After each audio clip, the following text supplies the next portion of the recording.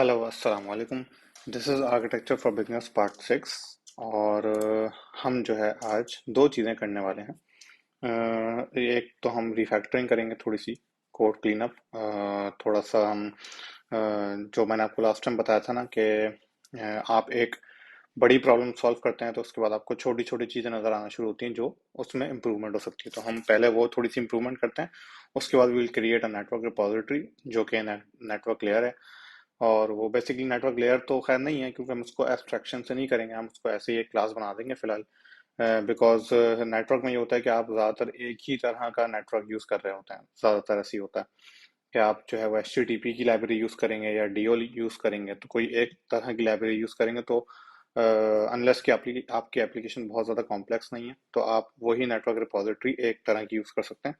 तो without any further ado हम उसको स्टार्ट करते हैं। तो हमने लास्ट टाइम जो हमने किया था वो ये था कि हमने ये टूल्स का फोल्डर ऐड किया था, जिसके अंदर अंदर हमने मेसन के अंदर एक टेम्पलेट ऐड किया था कि हम पेज बार बार बना सकें।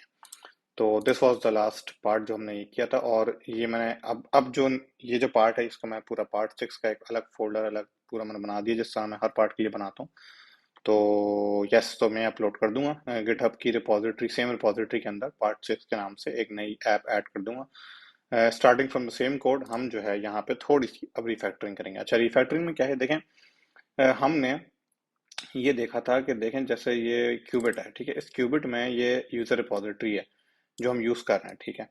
और ये यूजर रिपोजिटरी बाहर से इंजेक्ट हो रही है, राइट। ये यूजर रिपोजिटरी यहाँ पे अंदर कहीं से हम इसको इनिशियलाइज नहीं कर रहे, मतलब यहाँ पे इक्वल्स टू करके हम कुछ नहीं कर रहे, हम इसको बाहर से इंजेक्ट कर रहे हैं। जबकि हमने स्टार्ट ऐसे ही किया था, हमने यहाँ पे स्टार्ट में इसको यहीं पे इनिशियलाइज किया था, फिर काम किया था अपना। फिर हमें बाद में समझ में आया था कि हमें अगर अगर हमें हर जगह यूज करना है तो हमें हर जगह इसको डिक्लेयर करना पड़ेगा। और ये डिपेंडेंसी इस क्लास के अंदर क्रिएट हो रही थी, जबकि हमें इसको इस क्लास को इस यूजर रिपोजिटरी की डिपेंडेंसी से आज़ाद करना था। तो इसलिए हमने इसको आज़ाद करने के लिए हमने इसको इंजेक्ट किया, मतलब बाहर से इंजेक्ट किया। अब देखें, अब अगर आप इसको देखेंगे इस तरह की प्रॉब्लम आपको एक जगह और नजर आएगी, वो है आपका पेज। अब इस पेज में अगर आप देखें तो ये यूजर क्यूबिट जो है वो यहाँ पे बन रहा है और यहीं पे इनिशियलाइज हो रहा है। इसका मतलब इस पेज को अगर मुझे टेस्ट करना होगा तो मैं टेस्ट नहीं कर सकता, क्योंकि मुझे अगर फर्स्ट करें इसका इसका पेज टेस्ट लिखना हो मुझे, तो मैं इस क्यूबिट को बाहर से नहीं भिजवा सकता। और ये cubit since block provider dot of context से आ रहा है, इसका मतलब इस क्यूबिट इस पेज को टेस्ट करने के लिए आपको ऐप चलाना जरूरी है। मतलब ऐप चलाए बगैर हम टेस्ट के फोल्डर में जाकर इसका टेस्ट नहीं लिख सकते, राइट। तो ये एक छोटी सी एक एक्स्ट्रा प्रॉब्लम हमें नजर आई है, जो कि हम जिस इस तरह की प्रॉब्लम हम पहले भी सॉल्व कर चुके हैं। हम इसको इंजेक्ट करते हैं बाहर से, तो हम सिमिलरली हम इसको भी क्यूबिट को भी बाहर से इंजेक्ट करेंगे। बाहर से इंजेक्ट करने का सबसे बेहतरीन तरीका क्या है, तो बगैर कुछ सोचे समझे आप इसको बोलेंगे भाई यूजर लिस्ट क्यूबिट जो है ना वो बाहर से इंजेक्ट होगा, यहाँ से इंजेक्ट नहीं होगा, ठीक है। इसको रिक्वायर्ड कर दें क्यूबिट। अच्छा, ये इनिशियल पैरम्स मैंने क्यों हटाए, ये भी एक रिफैक्टरिंग का पार्ट है, क्योंकि इनिशियल पैरम्स आपके याद है मैंने आपको बताया था कि हम इनिशियल पैरम्स अभी यहाँ लगा रहे हैं, तो हमें इनिशियल पैरम्स का कोई तरीका सोचना पड़ेगा। पार्ट 2 में या पार्ट 3 में जो मैं आर्किटेक्चर बना रहा था उस वक्त मैंने आपको बताया था कि इनिशियल पैरम्स जो है ये यूजर लिस्ट पेज में डायरेक्ट नहीं आने चाहिए। ये इसका काम नहीं है कि ये यूजर, हमने डिटेल्स पेज में अगर हम जाएं तो मैं आपको दिखाता हूँ। डिटेल्स पेज में ये हमने इनिशियल पैरेंट्स को देखें ऑन एंड में पास किया था, ठीक है। तो मैंने ये बताया था आपको कि भाई हम हर पेज के इनिशियल पैरेंट्स को यहाँ से सेट नहीं कराएंगे बार बार, कि हर पेज के इनिशियल पैरेंट्स आए फिर वो यहाँ पे आए फिर वो अदर पास हो। तो कोई ऐसा तरीका होना चाहिए कि इनिशियल पैरेंट्स डायरेक्ट बाहर से बाहर ही कहीं यूजर डिटेल्स क्यूबिट में आ जाए, ठीक है। तो हम क्या करेंगे, अब हम यही करने वाले हैं कि हम यूजर लिस्ट पेज में इनिशियल पैरेंट्स हमने हटा दिया, हमने यहाँ पे यूजर लिस्ट क्यूबिट इंजेक्ट कर दिया। तो अब दो काम होंगे, पहला तो हमें ये यूजर लिस्ट क्यूबिट को बाहर से इंजेक्ट कराना होगा और इनिशियल पैरेंट्स को सही तरह से पहुंचाना होगा आगे, ठीक है। तो अब ये यूजर लिस्ट क्यूबिट हमने बाहर से इंजेक्ट करा दिया। यूजर लिस्ट पेज जो है ये जहां बन रहा है सही है, वहां पे हमें क्यूबिट बिठाना होगा, तो हम बिठाएंगे बाद में। पहले हम इसको सही कर लेते हैं। इसको हम बोलते हैं कि भाई अब लेट नहीं हो तुम, अब हम तो तब तुम हो गेट और तुम विजिट डॉट क्यूबिट के इक्वल हो जाओगे, ठीक है। इसको क्या हो गया, अच्छा सॉरी, ये ठीक है। अब ये क्यूबिट जो है वो विजिट डॉट क्यूबिट की इक्वल हो गया, तो अब इसको आपको इसकी जरूरत नहीं है अब, ठीक है। अब आप क्यूबिट बाहर से इनिशियलाइज करें और इधर भी आप ये वाला क्यूबिट लगा देंगे जो आपने अभी बनाया नया, ठीक है जी। तो आपने ये कर दिया, इसको आपने हटा दिया इनिशियल पैरेंट्स को। अब मसला ये है कि अब इसको फिक्स कैसे करेंगे, ये जो यूजर लिस्ट पेज था ये जहां जहां भी कॉल हो रहा था वहां एरर आएगा, बिकॉज आपने इनिशियल पैरेंट्स हटा के क्यूबिट लगा दिया। तो सबसे पहले नेविगेटर में देख लेते हैं, नेविगेटर में ये इनिशियल पैरेंट्स का एरर आ रहा है, तो यहाँ पे क्यूबिट चाहिए होगा हमें। ठीक है, इस क्यूबिट की जगह क्यूबिट आना है, वो हम अभी देखते हैं कैसा आएगा। ठीक है, तो सबसे पहले हम जाते हैं मेन में। अब देखें मेन में हमने क्या करना है, इधर भी ये बोल रहा है कि क्यूबिट चाहिए इसको। ठीक है, क्यूबिट इसको लगाते हैं हम अभी यहाँ पे।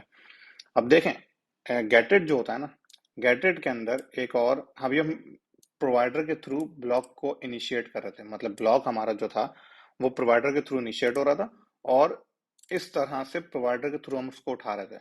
लेकिन जब हमने इसको यहाँ पे इंजेक्ट कर दिया है ना, तो अब प्रोवाइडर के थ्रू आए या किसी भी थ्रू आए, इस यूजर लिस्ट क्यूबिट का इंस्टेंस इस पेज को मिलना चाहिए, दैट्स इट।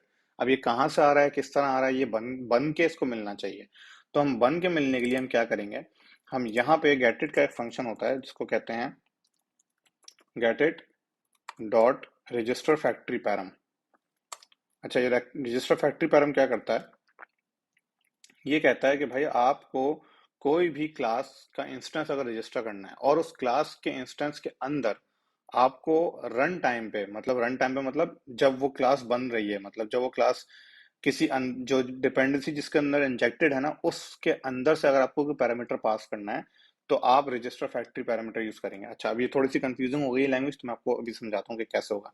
इस रजिस्टर फैक्ट्री पैराम के जो ये टाइप है ना, जैसे ये सिंगलटन का टाइप था, इसकी ये टाइप होती है, इसमें तीन चीजें जाती हैं। एक जाता है आपको वो पहली क्लास वो होती है जिसका आपको इंस्टेंस क्रिएट करना होता है, हमारे केस में यूजर लिस्ट क्यूबिट का इंस्टेंस क्रिएट होगा। दूसरी क्लास होती है कि अगर आपको इस क्यूबिट के अंदर जो पैरामीटर है वो बाहर से भिजवाना है। ठीक है, तो हमने क्यूबिट के अंदर हमें, जैसे यहाँ पे क्यूबिट था, हमें कह रहे थे ना कि हम ये पेज के अंदर से हमने इनिशियल पैरामीटर्स हटाए थे यहाँ से, तो हमें इनिशियल पैरामीटर्स क्यूबिट में बिठाने, तो हम यहाँ पे पहले क्यूबिट में बना देते हैं initial parameters, users list initial parameters params. क्या हो गया इसको, इसका क्या नाम था, यूजर्स लिस्ट इनिशियल पैरम्स का नाम था ना, तो क्यों क्या मसले कर रहा है ये, आ गया। ठीक है, और यहाँ बोल देते हैं भाई ये सबसे पहला जो पैरामीटर है वो उसका होगा यूजर लिस्ट इनिशियल पैरम्स। तो हमने क्या किया, हमने यूजर लिस्ट क्यूबिट के अंदर इनिशियल पैरम्स डाल दिए, यहाँ पेज से हटा दिया, पेज से हटा दिए और क्यूबिट के अंदर डाल दिया। अब सवाल ये है कि जो रजिस्टर फैक्ट्री पैरम है ना, ये फंक्शन कहता है कि भाई पहली क्लास होगी जो कि क्यूबिट होगी, मतलब जो कि आपको इनिशिएट करनी है, जो जिसका आपको इंस्टेंस बनाना है, बिकॉज हम यहाँ से क्यूबिट हटा रहे हैं अब। ठीक है, ब्लॉक प्रोवाइडर के अंदर क्यूबिट नहीं होगा, क्यूबिट को हम यहाँ पे इनिशिएट करेंगे। तो रजिस्टर फैक्ट्री पैरम कहता है कि पहली क्लास होगी आपकी जो क्लास आपको इनिशिएट करनी है, दूसरी क्लास होगी उस टाइप की जिस टाइप का आपको पैरामीटर अंदर क्लास के अंदर भिजवाना है, तो वो था हमारा यूजर्स लिस्ट इनिशियल पैरम्स। और तीसरा जो है वो कुछ भी नहीं हो, डायनेमिक हो भले, मसला नहीं है, क्योंकि हम वो तीसरा पैरामीटर खत्म कर देंगे। अच्छा, इधर भी ऐसा ही है कि ये जो है, ये वाला जो पहला पैरामीटर है इसका, ये वो आपका इस क्लास का पैरामीटर हो जाएगा, और ये दूसरा पैरामीटर जो है वो इस टाइप का हो जाएगा। अगर आपको मजीद और टाइप डालनी है तो आप डाल सकते हैं यहाँ पे, लेकिन हम फिलहाल एक पैरामीटर यूज करेंगे, ये वाला जो कि यहाँ पे हमारे पास मिल जाएगा। ये आपको फंक्शन देता है, ठीक है, कॉल बैक देता है, और इस कॉल बैक के अंदर आप यूजर्स लिस्ट क्यूबिट बनाते हैं। क्यूबिट, अब यूजर लिस्ट क्यूबिट बनाते हैं, ये तुम्हें कैसे पता चला, ये ऐसे पता चला कि ये जो आपने यहाँ पहला पैरामीटर दिया था ना, उसको आपको यहाँ पे इनिशिएट करना है, दूसरा पैरामीटर जो है वो आपको यहाँ से मिलेगा और आप यहाँ पे रखेंगे इसको पैरम्स। ठीक है, तीसरा और चौथा जब जैसे दोनों थे कैटेड कैटेड, तो आप कैटेड कैटेड लगा देंगे।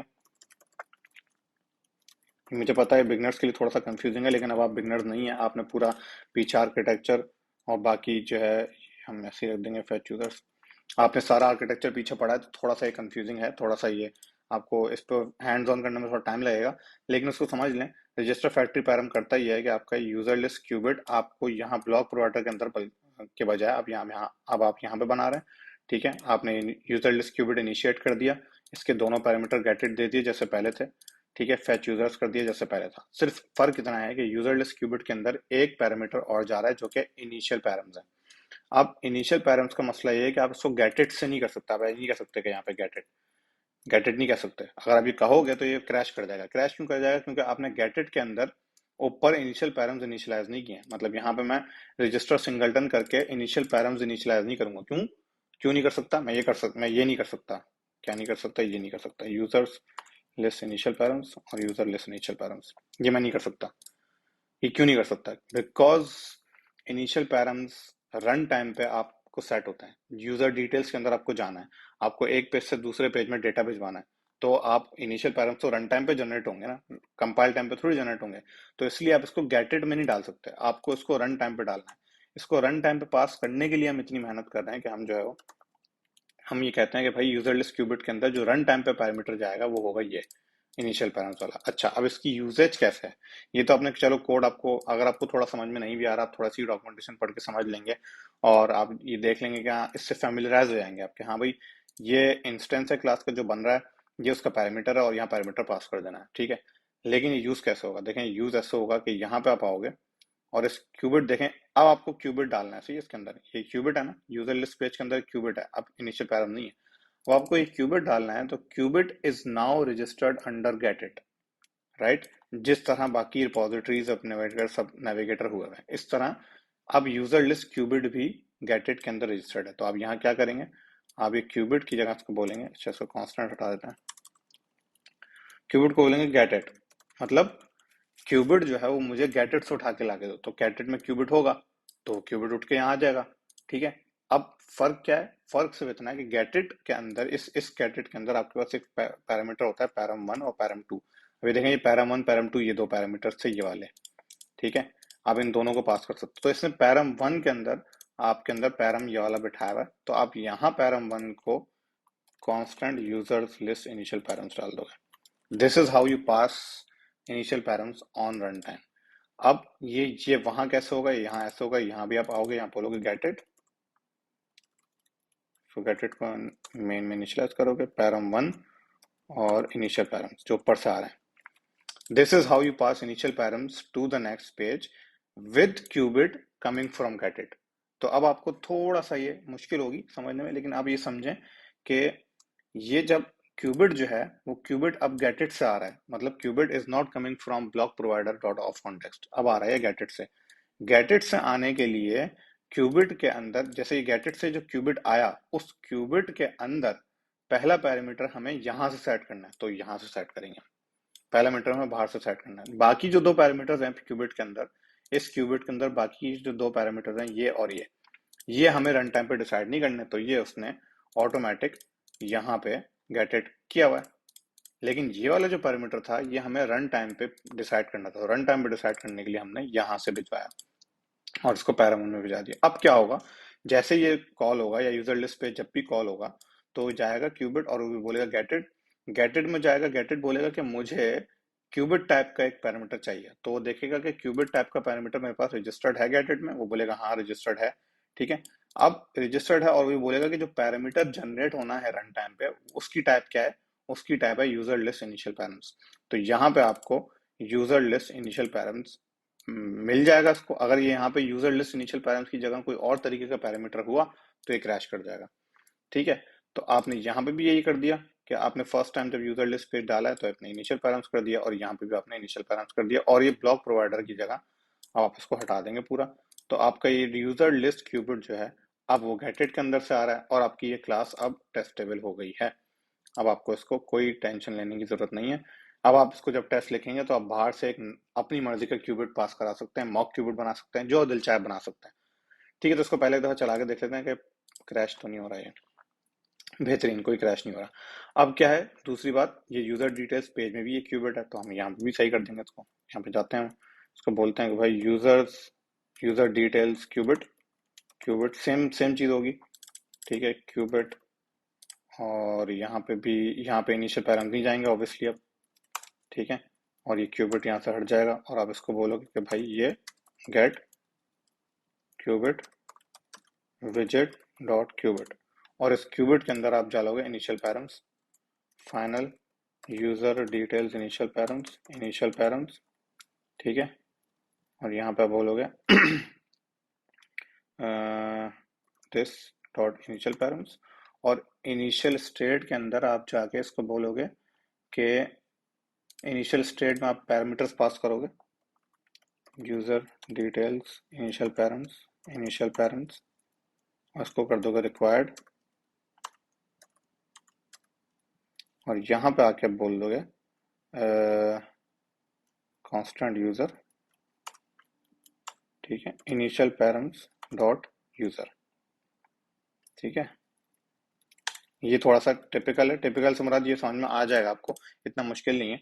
हमने किया क्या, हमने किया ये है कि जैसे ही इसके अंदर इनिशियल पैरम्स हमने किया क्या, हमने ये किया कि भाई यूजर डिटेल्स क्यूबिट के अंदर आपने इनिशियल पैरम्स डाल दिया ना यहाँ पे, लेकिन आप इनिशियल पैरम्स को पास भी तो कराना है आपको, जो आप यहाँ पे इनिट में कर रहे हो ना, इस इनिट में जो कर रहे थे आप, इस इनिट में आप ये इनिशियल पैरम्स नहीं करोगे आप, ये इनिट में कुछ नहीं होगा, ये इनिट बल्कि फंक्शन ही नहीं होगा यहाँ पे, या पढ़ा दोगे इनिट, खत्म हो गया इनिट।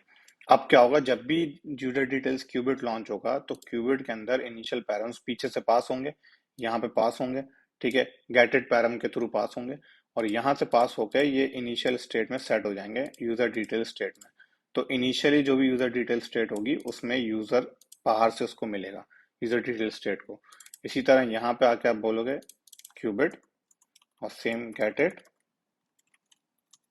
को इम्पोर्ट करते हैं और उसको बोलते हैं पैरम वन इनिशियल पैरम। तो अब देखें इनिशियल पैरम यहाँ से आ रहे हैं, इस इनिशियल पैरम के अंदर यूजर है, ठीक है, ये यहाँ से इनिशियल पैरम्स गया अंदर, ठीक है, अंदर जाने के बाद इसने क्यूबिट में गया और क्यूबिट में इस इनिशियल पैरम्स के अंदर पास हुआ और ये कंस्ट्रक्टर कॉल हुआ, उस कंस्ट्रक्टर में इसने इनिशियल स्टेट की पहली जो स्टेट थी, जो इनिशियल स्टेट थी उसके अंदर यूजर बिठा दिया।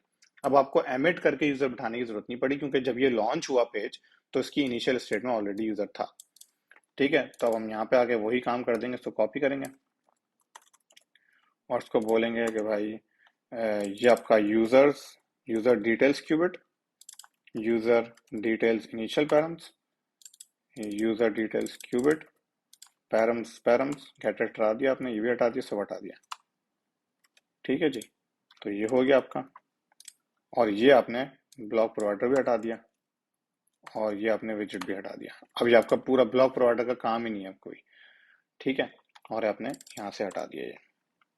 अब क्या है, अब ये है कि ये यूजर डिटेल्स क्यूबिट रजिस्टर हुआ है और आपने यहाँ पे डिटेल नेविगेटर में जैसे ही वो आया ओपन यूजर डिटेल्स, उसने इनिशियल पैरम्स पास किए, इनिशियल पैरम्स रन टाइम पे यहाँ पे सेट हुआ है क्यूबिट के अंदर, उसने उसने यूजर डिटेल्स क्यूबिट मेन से उठाया गेटेड से, उसके अंदर ये पैरामीटर्स पास किए, जब ये पैरामीटर्स पास किए तो ऑटोमेटिकली जब क्यूबिट बना फर्स्ट टाइम तो उसने इनिशियल स्टेट में ये पैरामीटर सेट करा दिए। इसको चला के देख लेते हैं एक बार कि क्या करता है। डिटेल्स पेज में गए और ये डिटेल्स आ गई, बेहतरीन। तो ये थोड़ी सी एक रिफैक्टरिंग थी। बिगनर्स, अगर कोई बहुत ही बिगनर है या किसी ने प्रैक्टिस नहीं की इस आर्किटेक्चर की शुरू से लेके अब तक पार्ट्स में जितनी प्रैक्टिस नहीं की है, उसको थोड़ा सा मुश्किल लग रहा होगा, लेकिन जिन्होंने शुरू से लेके अब तक इस आर्किटेक्चर पे थोड़ी सी प्रैक्टिस कर ली, हैंड्स ऑन हो गए, तो उनको ये थोड़ा सा थोड़ी थोड़ी देर देखने के बाद ही समझ में आ जाएगा कि ये हुआ क्या है, इनिशियल पैरम्स कैसे पास हुआ। इसीलिए मैं वीडियोस बना रहा हूँ, रिकॉर्ड इसलिए कर रहा हूँ ताकि ये मिस ना हो कोई, ठीक है, आप दोबारा दोबारा देख के आप कर सकें, और ये कोड भी आपको मिल जाएगा ऑब्वियसली, सब मैं गिटहब रिपॉजिटरी पे पड़ा हुआ है। तो ये पहला जो चीज़ थी ये रिफैक्टरिंग, ये तो हमने कर ली, ठीक है। तो दूसरी चीज़ हमें नेटवर्क रिपॉजिटरी बनानी है, ठीक है, तो पहले हम इसको कमिट कर देते हैं। इसको कहते हैं कि भाई ऐड क्या है, हमने क्या किया अभी, रिफैक्टरिंग, सॉरी, रिफैक्टर कोड। तो रिफैक्टर कोड थोड़ा सा एम्बिगुअस है, refactor inject cubit from inject cubit to page, ठीक है, तो ये रिफैक्टरिंग में आ जाएगा। कमिट कर देते हैं, ये कमिट हो गया। अब हम आते हैं नेटवर्क रिपॉजिटरी पे। तो नेटवर्क रिपॉजिटरी सिंपल है, ज़्यादा लंबी साइंस नहीं है, हम यहाँ पे एक नया फोल्डर बनाते हैं नेटवर्क, ठीक है, इसको बोल देते हैं नेटवर्क, और यहाँ पे एक नई फाइल बना लेते हैं। ये बहुत सिंपल, आपको आसानी से समझ में आ जाएगा, कुछ मसला नहीं है इसमें। ये हम कह देते हैं कि नेटवर्क रिपॉजिटरी, ठीक है, इसको ऐड कर देते हैं, इसको बोलते हैं क्लास नेटवर्क रिपॉजिटरी,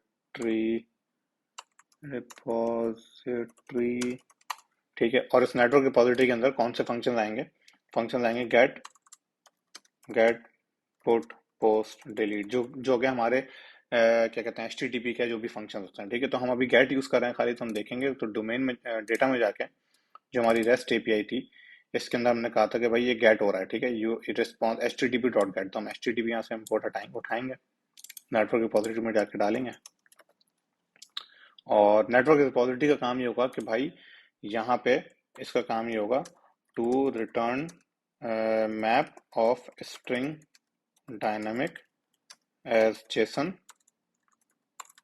ठीक है। और इसका रिटर्न एंट्री पॉइंट्स क्या होंगे कि take a URL string as parameter and return map string as JSON, ठीक है, एंड डू एक्सेप्शन हैंडलिंग, ठीक है। अब ये है, ये हो गया, ठीक है। हम यहाँ से उठा के लाते हैं इसको पूरे को, फ्यूचर फंक्शन के साथ उठा के ले आते हैं, ठीक है। इसको बोलते हैं कि भाई यहाँ पे ये फ्यूचर फंक्शन है, ये ऑब्वियसली यूजर लिस्ट फेलियर नहीं होगा, ये होगा नेटवर्क फेलियर। ये नेटवर्क फेलियर बना देते हैं अभी। और इसकी दूसरी रिटर्न टाइप क्या होगी, राइट वाली, वो होगी मैप स्ट्रिंग डायनेमिक, ठीक है जी। और ये बाकी सब ऐसे ही रहेगा, U R I dot parse की जगह हम यहाँ बोल देंगे कि भाई तुम्हें यू आर एल चाहिए, ठीक है। इसको यू आर आई कर देते हैं, इसको कहते हैं यू आर एल। और यहाँ पे हम गेट, इसका नाम होगा गेट, इसको हम बोलेंगे स्ट्रिंग यू आर एल। और ये यूआरएल यहाँ पे आएगा, नीचे पार्स होगा, http डॉट गेट होगा, जेसन डिकोड होगा, ठीक है। और जेसन डिकोड होने के बाद ये राइट में, बल्कि ऐसे direct return right JSON decode as list नहीं होगा, ये डायरेक्ट जेसन डिकोड रिटर्न हो जाएगा। लिस्ट जिसको बनानी है वो अपने अंदर खुद बना ले, जो उसको कंज्यूम कर रहा है, जो उसको कंज्यूम करेगा वो खुद इसका जो करना है करे। हम सिर्फ इसको ना यहाँ से मैप और स्ट्रिंग डायनेमिक रिटर्न कर देंगे, बस, बाकी हमारा कोई काम नहीं है, ठीक है। तो ये हमने यहाँ पे कर दिया। और लेफ्ट में आएगा नेटवर्क फेलियर, ऑब्वियसली ये क्लास बनाते हैं अभी हम, नेटवर्क फेलियर की क्लास बनाते हैं डोमेन में, एंटिटीज में, फेलियर्स में, नेटवर्क फेलियर, ठीक है। इसको ऐड कर देते हैं और इधर ये उठा के ले आते हैं पूरी एज क्लास। हम ये फिलहाल यही यूज़ कर रहे हैं, यही वाला फॉर्मेट। हम इसमें कुछ और एक्स्ट्रा नहीं डाल रहे जब तक हमें ज़रूरत नहीं पड़ेगी। कोई कोई अनवांटेड एरर चाहे अजीब से एरर हमें डालने हो तो हम इसमें और डाल देंगे, फिलहाल हम इतना काफ़ी है। और ये नेटवर्क फेलियर जो हम इसको ऐड कर देते हैं, क्या हो गया, अच्छा स्पेलिंग मिस्टेक। तो अब देखें ये गेट का फंक्शन बन गया है। गेट का फंक्शन आपको स्ट्रिंग, अब देखें ये जो गेट का फंक्शन है इसकी रिस्पॉन्सिबिलिटी सिर्फ इतनी है कि एक यूआरएल लेगा, जेसन रिटर्न करेगा, दैट्स इट। ये कहाँ से, इसको कौन सा डेटा रिट्रीव करना है, कौन सा नहीं करना है, ये नहीं जानता। ये सिर्फ एक यूआरएल हिट करेगा, उस यूआरएल से जो जेसन रिस्पॉन्स मिलेगा उसको चेक करेगा, पार्सेबल है, इसमें जो है ना हम एक्सेप्शन हैंडलिंग करेंगे अभी। और फिर वो एक्सेप्शन हैंडलिंग सब करने के बाद या तो लेफ्ट नेटवर्क फेलियर रिटर्न कर देगा, या फिर वो सही जेसन मैप और स्ट्रिंग डायनेमिक रिटर्न कर देगा। इसका इतना काम है, ठीक है। अभी जब ये कंज्यूम होगा तो कंज्यूम कैसे होगा, यहाँ पे आ जाएंगे। सिंस ये रेस्ट एपीआई रिपोजिटरी है तो रेस्ट एपीआई नेटवर्क रिपोजिटरी है, तो हम यहाँ पे बोल देंगे भाई फाइनल नेटवर्क रिपोजिटरी, ठीक है, नेटवर्क रिपोजिटरी। और सिंस हम इंजेक्शन वाला मॉड्यूल, हमेशा इंजेक्शन वाला जो हमारा कॉन्सेप्ट है वो हम हमेशा इंटैक्ट रखेंगे, तो हम कहेंगे कि भाई इसका एक कंस्ट्रक्टर होगा रेस्ट एपीआई यूजर रिपोजिटरी का, और उसके अंदर ये डायरेक्ट इंजेक्ट होगी बाहर से, ठीक है। और अब हम यहाँ बोल देंगे कुछ भी नहीं, ये सब खत्म, ये सब खत्म हो जाएगा। उसको बोलेंगे नेटवर्क रिपोजिटरी डॉट गेट, ठीक है। और यूआरएल में क्या था, अबे यूआरएल, सॉरी, ये रहा। तो ये हम बोलेंगे नेटवर्क रिपोजिटरी डॉट गेट, और यहाँ पे यूआरएल दे देंगे। और इसको बोलेंगे कि भाई वार जेसॉन इक्वल्स टू ये, हाँ बल्कि नहीं, इसको ऐसे करते हैं, यहाँ से इसको बोलते हैं डॉट देन, ठीक है। और उसको बोलते हैं वैल्यू डॉट फोल्ड, जैसा हम करते हैं हमेशा, ठीक है। और ये आ गया यहाँ पे। और अगर ये लेफ्ट है, ठीक है, मतलब ये लेफ्ट फेलियर है, तो मतलब नेटवर्क फेलियर मिलेगा हमें यहाँ से। तो हम इस नेटवर्क फेलियर को कन्वर्ट करेंगे यूजर लिस्ट फेलियर में, यूजर्स लिस्ट फेलियर। और यहाँ पे आएगा L dot error, network failure का जो एरर है वो यूजर लिस्ट फेलियर के एरर में कन्वर्ट हो जाएगा। इसको क्या हो गया, अच्छा एरर है ये, ठीक है। और राइट अगर होगा तो राइट में हम क्या करेंगे, राइट में हम ये काम करेंगे कि इसको लिस्ट में ट्रांसफॉर्म करेंगे, जेसन को, ये जेसन आ रही है, ठीक है। इसको हम बोलेंगे ये, तो यहाँ से हम इसको कंट्रोल एक्स करते हैं, इसको हम ब्लॉक बॉडी में चेंज करते हैं, ठीक है। यहाँ पे पेस्ट करते हैं, उसको बोलते हैं var list equals to R as list, और बाकी सब एज इट इज हटा देते हैं यहाँ से। तो अब आपका कोड जो है वो क्या हो गया, इसको रिटर्न रिटर्न, क्यों? अच्छा, ये हो गया।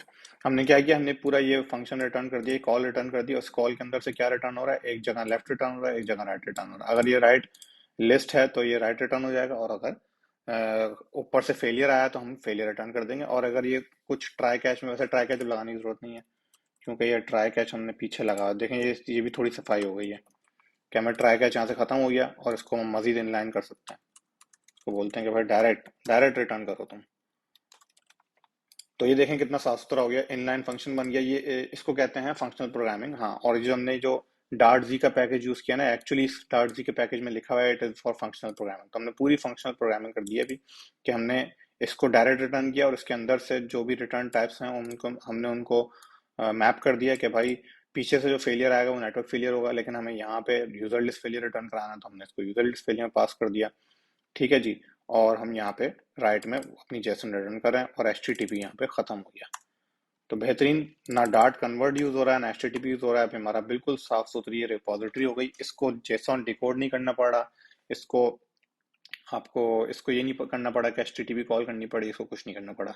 अब आप इसमें और मजीद फंक्शन ऐड करेंगे, गेट यूजर्स, गेट अलग डिटेल्स, कुछ भी गेट गेट की चीजें यूज कर सकते हैं। तो हम आपको सिर्फ नेटवर्क रिपोजिटरी डॉट गेट करना होगा और ये बेहतरीन चलेगा। यहाँ पर भी एरर देगा, ये बोलेगा कि भाई रिपोजिटरी के अंदर आपको उसका इंस्टेंस चाहिए ना नेटवर्क रिपोजिटरी का, तो आप बोलोगे गेट इट।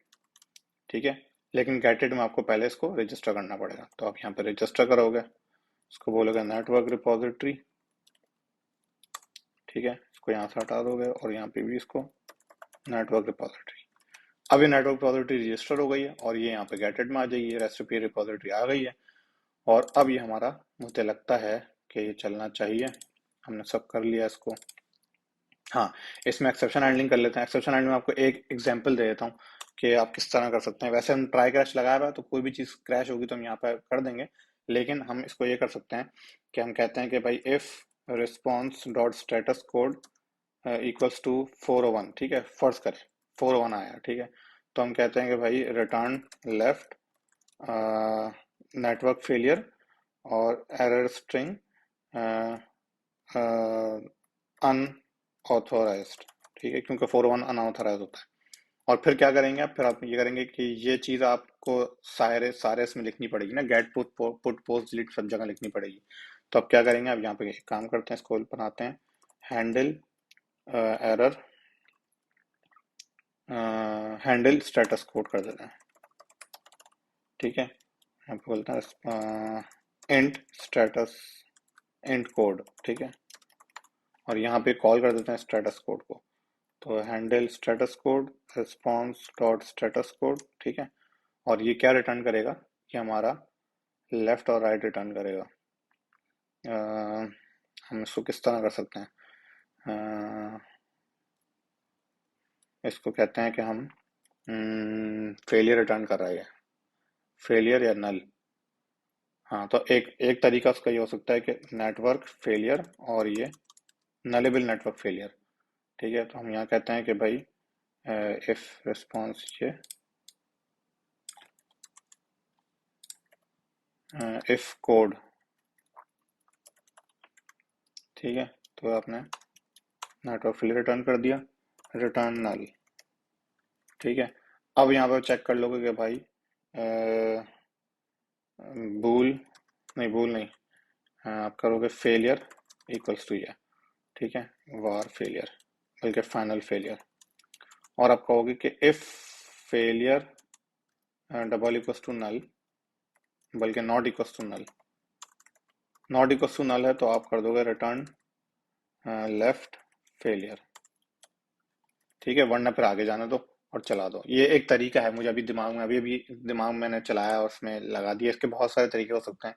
आप चाहें तो हैंडल स्टेटस कोड की रिटर्न टाइप भी बिल्कुल इस तरह कर सकते हैं, आइदर और ये सब, और इसी के अंदर से ट्रू फॉल्स रिटर्न कर सकते हैं। बहुत सारे तरीके हो सकते हैं। ठीक है, तो अभी फिलहाल मैंने जितना मुझे रिक्वायर्ड था मैंने उतनी कोडिंग कर दी। आपको अगर और रिक्वायर्ड हो तो आप और कर दीजिएगा। तब क्या होगा, अब फायदा ये होगा कि आपको बस ये वाला जो फेलियर है ये लाइन आपको कॉल करनी पड़ेगी, कैट पुट पोस्ट डिलीट सब जगह, और ये आपको स्टेटस कोड हैंडल करके दे देगा। आपको स्टेटस कोड की हैंडलिंग और बढ़ानी हो तो यहाँ पे बस कंडीशंस ऐड कर दे रहिएगा। इसमें आप और कंडीशंस की तरीके भी ऐड कर सकते हैं कि आप इसको स्विच केस लगा सकते हैं कि 401 और ये सब, और आप कंपैरिजन भी कर सकते हैं कि अगर 200 से ज़्यादा है या 400 से कम है तो ये बहुत सारे कोड्स होते हैं इसके, ठीक है, 500 होता है, इंटरनल सर्वर एरर होता है, बहुत सारी चीज़ें होती हैं। तो हम यहाँ पे कंडीशन ऐड करते जाएं और ये चलता जाएगा।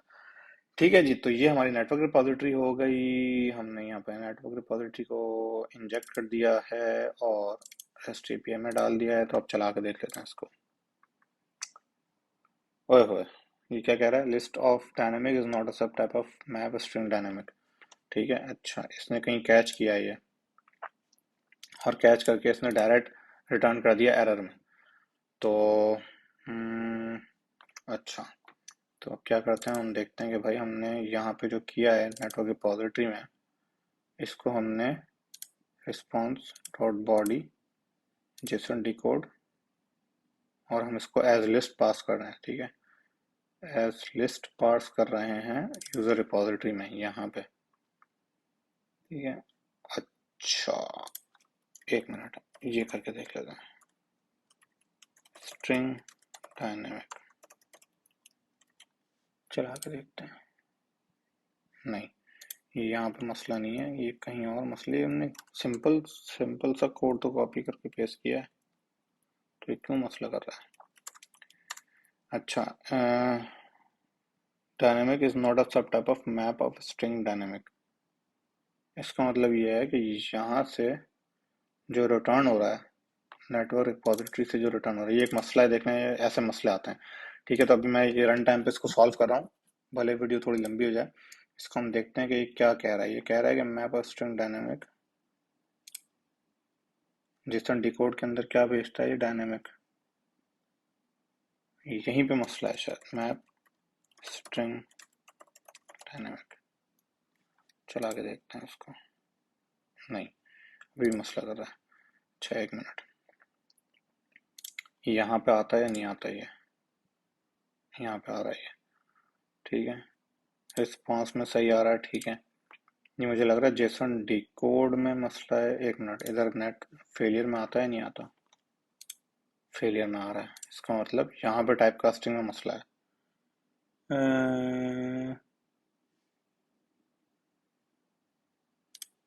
अच्छा, अभी देख लेते हैं।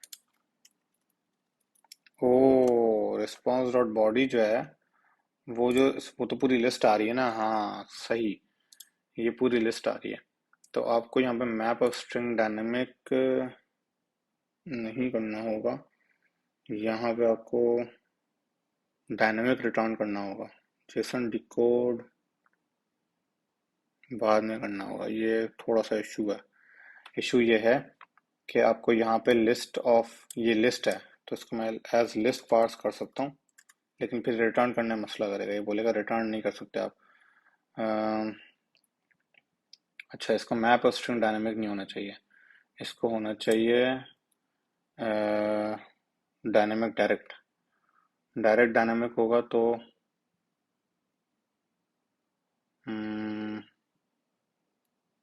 डायनेमिक, अगर डायनेमिक होगा तो ये यहाँ पे रेस्ट एपीआई में एज लिस्ट नहीं होगा। ठीक है, डायनेमिक होगा, और इसको चलाएंगे तो चल जाएगा अभी। नहीं, अभी भी क्रैश कर रहा है। अब इसने प्रॉपर क्रैश किया है, एक मिनट, ये अच्छा निकला है, बेहतरीन तरीके से जो है वो ये क्रैश हो रहा है। देखते हैं कि ये क्यों हो रहा है। List of dynamic is not a sub type of users, yes. अब इसको आपको मैप करना पड़ेगा। ये जो आर टाइप है डायनेमिक आ रहा है, ठीक है, ये हो जाएगा आर एस लिस्ट। क्यों लिस्ट आर, लिस्ट आर, अच्छा सॉरी, एज लिस्ट। अब तो हो जाओ, हाँ चलिए, ठीक है। तो आपको यहाँ पे टाइप कास्टिंग करनी पड़ेगी, इसका मतलब अच्छा ये हुआ क्यों है, अगर किसी को ये थोड़ी सी कंफ्यूजन है, समझ में नहीं आया, तो हम इसको और एक मजीद ऐड कर सकते हैं इसमें चीज़। यहाँ पे जो डायनेमिक है, ये हम कह सकते हैं कि भाई बाहर से पास होगा ये, ठीक है, गेट के अंदर आप जो है वो इस फंक्शन के अंदर जो कॉल कर रहा है फंक्शन को, वो बताएगा कि किस तरह का रिटर्न टाइप होना चाहिए। ये आप कर सकते हो, लेकिन फिलहाल डायनेमिक सही है, हमें फिलहाल इसकी इसके आगे हमें इसके और बहुत मजीद कोई आर्किटेक्चर नहीं बनाना, तो अभी डायनेमिक सही है। हमने क्या किया, हमने इसको यहाँ पे पार्स किया एज लिस्ट, और हमने इसको यहाँ पे पार्स नहीं करना चाहिए एज लिस्ट। यस, ये यहाँ पे डायरेक्ट रिटर्न होना चाहिए, अब भी चलेगा ये। यस, तो हमने क्या किया, हमने बोला कि भाई डायनेमिक तरीके का कोई भी ऑब्जेक्ट है तो लिस्ट होनी चाहिए, स्ट्रिंग होना चाहिए, कुछ भी हो सकता है। तो हमने जेसन डिकोड ही किया यहाँ पे, ठीक है। और जेसन डिकोड करने के बाद जो लिस्ट ऑफ बना है ना जो पूरा, तो वो हम यहाँ पे आगे एज अ लिस्ट पार्स कर रहे हैं यहाँ पे। तो ये हुआ क्यों है मैं आपको बता देता हूँ क्यों है। इसको अगर हम कॉपी करें, ठीक है, और हम यहाँ पे लेके जाएं और हम उसको बोलें कि भाई ये है, तो ये हुआ यूं है कि देखें, ये जो है ना, ये direct map of string dynamic नहीं है, ये है लिस्ट। स्टार्ट ये लिस्ट से हो रहा है, ये स्टार्ट यहाँ से नहीं हो रहा। तो आपको इसको पहले लिस्ट बनाना पड़ेगा, फिर आपको उसको मैप में पार्स करना पड़ेगा। तो इसलिए यहाँ पे ये क्रैश कर रहा था। ये कह रहा था कि आप भाई यहाँ पे डायरेक्ट इसको मैप ऑफ स्ट्रिंग डायनेमिक बना रहे हो, जबकि ये लिस्ट आ रही है, ठीक है। तो ये लिस्ट आ रही थी और ये मैप ऑफ स्ट्रिंग डायनेमिक बना रहे, तो हमने इसको डायनेमिक कर दिया। डायनेमिक का मतलब कुछ भी आए, कुछ भी आए हम इसको जेसन में पार्स करेंगे और इसको रिटर्न कर देंगे, और ये पीछे जो इसको कंज्यूम कर रहा है वो अपने हिसाब से इसको टाइप कास्ट कर ले। तो हमने ये किया है, ठीक है जी। तो ये थोड़ा सा एक छोटा सा प्रॉब्लम था जो हमने इसको फिलहाल के तौर पे अपने फिलहाल काम चलाने के लिए इसको सॉल्व कर लिया है। बट ये है कि इस फंक्शन को कॉल करने वाला बताएगा कि इसकी रिटर्न टाइप क्या होनी चाहिए। वो थोड़ा सा कॉम्प्लेक्स है, इसलिए मैं अभी बिगनर वाली वीडियो में इसको ऐड नहीं कर रहा। वरना ये कर सकते हैं कि इस गेट के साथ ही जो है वो पैरामीटर बताया जाए कि भाई इसका रिटर्न टाइप क्या होगी, तो वो हो सकती है। But for now it's fine, अभी ये चल रहा है, कोई मसला नहीं है। जब इसको और हम अभी फ्लटर एक्सचेंज, हाँ नेक्स्ट पार्ट आपको बताता हूँ मैं। चलें, ये तो हो गया, ठीक है, ये हमने समझ में आ गया हमें कि रेस्ट एपीआई की नेटवर्क रिपोजिटरी बना दी हमने, और नेटवर्क फेलियर बना दिया ताकि हम अपनी नेटवर्क रिपोजिटरी के लिए अलग फेलियर हो। और ये हमने फिर रिपोजिटरी बना दी, इसके अंदर गेट पुट पोस्ट डिलीट आप सब रख सकते हैं, ठीक है जी। तो ये हो गया, और ये हमने यहाँ पे इंजेक्ट कर दी। अच्छा, अब आ जाते हैं नेक्स्ट पार्ट पे कि हम नेक्स्ट पार्ट में क्या करेंगे। नेक्स्ट पार्ट में हम फ्लटर एक्सचेंज के स्क्रीनशॉट्स फिग्मा पे रखेंगे और फ्लटर एक्सचेंज को बिल्ड करेंगे प्रॉपर फ्रॉम स्क्रैच। इसी वाले आर्किटेक्चर को, इसी कोड को मैं रेप्लिकेट करूंगा, ठीक है। और जिस तरह सारे करते हैं, फिर पार्ट 6 की जगह वो जगह कुछ और, मतलब मैं इसको डिसाइड करता हूँ कि मैं इसको किस तरह लेके चलूंगा। तो फ्लटर एक्सचेंज की पूरी डिफरेंट सीरीज शुरू कर देंगे, इसमें हम फ्लटर एक्सचेंज को प्रॉपर बिल्ड करेंगे। हम सेम आर्किटेक्चर कोड से शुरू करेंगे, और हम स्क्रैच से फ्लटर एक्सचेंज को बिल्ड करेंगे अनप्लान्ड लाइव कोडिंग। जिस तरह अभी एक मसला आया था मैंने सॉल्व किया, ठीक है, इस तरह फ्लटर एक्सचेंज को भी लाइव कोड करेंगे, और जो मसले आएंगे वो हम सॉल्व करते रहेंगे। स्टार्ट हम करेंगे इसी आर्किटेक्चर से। और दूसरी बात यह है कि हम बगैर बैकएंड के बिल्ड करेंगे उसको, उसमें ऑथेंटिकेशन, उसमें फायरबेस में गूगल साइन इन, ये सब हम करेंगे, लेकिन बाद में करेंगे। हम इसको सबको जो है मॉक से करेंगे, और फिर एंड में जाके जब सब हमारा हो जाएगा तो फिर हम, या फिर एंड में जाके फीचर वाइज के, जैसे हमने गूगल साइन इन का पूरा फीचर बना लिया, ठीक है, यूआई बना ली, और हमने लॉगिन फीचर पूरा बना लिया, सब बना लिया। उसके बाद जब हम बना लेंगे लॉगिन फीचर, तो हम फिर लॉगिन की फंक्शनैलिटी एक्चुअल वाली ऐड कर देंगे कि भाई गूगल साइन इन से हम लॉगिन कर सकते हैं, फायरबेस वगैरह सब ऐड करके। तो that is what we are going to do. और ये मुझे नहीं पता मैं किस तरह लेके चलूंगा, it will be all unplanned. मैं बिल्कुल लाइव कोडिंग करूंगा जिस तरह नॉर्मल एक डेवलपर एक फीचर बनाने में करता है, ठीक है जी। तो थैंक यू सो मच, और इंशाल्लाह फ्लटर एक्सचेंज वाली जो पूरी सीरीज है वो बड़ी मज़ेदार होगी, क्योंकि उसमें मुझे भी नहीं पता कि वो किस तरह, क्योंकि मैंने अभी जो फ्लटर एक्सचेंज बनाई हुई वो मैंने बहुत पहले से शुरू की थी, मतलब 1.5 साल पहले फ्लटर एक्सचेंज को बनाना शुरू किया था। तो अभी जो मैं उसको कोड देखता हूँ तो बहुत बहुत मैसी कोड है, और उसको मैं आहिस्ता आहिस्ता अब रिफैक्टर कर रहा हूँ, अपने इस वाले आर्किटेक्चर पे ला रहा हूँ। तो वो बहुत मुझे पता चल रहा है कि यार आर्किटेक्चर का कितना फायदा होता है। बहुत बहुत ज्यादा टाइम लग रहा है उसको रिफैक्टर करने में, बिकॉज वो टेक्निकल डेप्थ है, ठीक है। तो टेक्निकल डेट जो होता है वो हमेशा बहुत बहुत ज़्यादा आपके लिए परेशान कौन होता है, इसलिए कहते हैं कि आप आर्किटेक्चर को स्टार्ट से आप बनाना शुरू करें। बल्कि मैं फ्लटर एक्सचेंज का आपको कोड दिखा देता हूँ, ठीक है। फ्लटर एक्सचेंज का कोड जो है ना, वो आप देख लें कि ये किस तरह का है। ये देखें, पहले तो अंधी मची हुई है कि भाई ये सब कुछ ऐसे ही बना हुआ है, ये आधा कोड पुराना है आधा कोड नया है, मैंने कुछ कोड अपडेट कर दिया है, कुछ नहीं किया है। ये फीचर्स मैंने, ये वाला जो चीज़ है ना, ये मैंने बना दिया है, ठीक है। Master home cubit, master home page, ये सब मैंने अपनी फाइल्स वाली बना दी है, जो नया आर्किटेक्चर है, ठीक है। पुराने में ये कैसा था, पुराने में ये ऐसा था कि प्रोफाइल पेज है, बस ये profile page direct cubit call कर रहा है, थीम स्टोर कॉल कर रहा है, जिसका जो दिल चाह रहा है जहां दिल चाह रहा है बस लिख दिया है, ठीक है, वो कॉल कर रहा है। मैं आपको दिखाता हूँ कि क्यूबिट किस तरह कॉल हो रहा है। देखें, ये यूजर क्यूबिट यहाँ पे कॉल हो रहा है डायरेक्ट, प्रोफाइल पेज है, उसके अंदर यूजर क्यूबिट कॉल हो रहा है डायरेक्ट, बस बस आने दो, ठीक है। और फिर यूजर स्टोर भी कॉल हो रहा है पता नहीं कहाँ से। और फिर जो है वो, अभी देखें ये मेरा अपना लिखा हुआ कोड है, मैं अकेले काम किया है, मैंने इस पे बिल्कुल अकेले काम किया है, इसमें कोई जो है वो तीसरा बंदा इन्वॉल्व नहीं है, ये सब मेरा अपना कोड है, और जिसको मुझे पता है कि बिल्कुल ही फारिग कोड है। ये यूजर क्यूबिट यहाँ पे डायरेक्ट कॉल हो रहा है, नेविगेशन भाई चल रही है फुल, प्रोफाइल पेज पे चले जाओ यहीं से डायरेक्ट, और यहीं से नेविगेशन जॉब पोस्टेड बाय मी पेज पे चले जाओ। और फिर यहाँ पे थीम स्टोर आ गया अचानक, ब्लॉक बिल्डर के अंदर थीम स्टोर लगाया और थीम लगा दी डायरेक्ट यहाँ पे, भाई थीम डार्क थीम हो रही है फुल। तो प्रोफाइल अपडेट पेज पे ये पूरा देखें, स्ट्रिंग स्ट्रिंग ये सारी मैनेजिंग यही हो रही है, बूल सारे बने हुए हैं, कोलैप्स भी यही हो रहा है, ठीक है। अपडेट यूआई विद डेटा सारी सेट स्टेट चल रही है फुल। देख रहे हैं आप, सेट स्टेट तक लगाई हुई है मैंने, हालांकि प्रोवाइडर यूज किया हुआ है, पता नहीं क्या क्यूबिट यूज किया हुआ है, लेकिन फुल सेट स्टेट चल रहा है।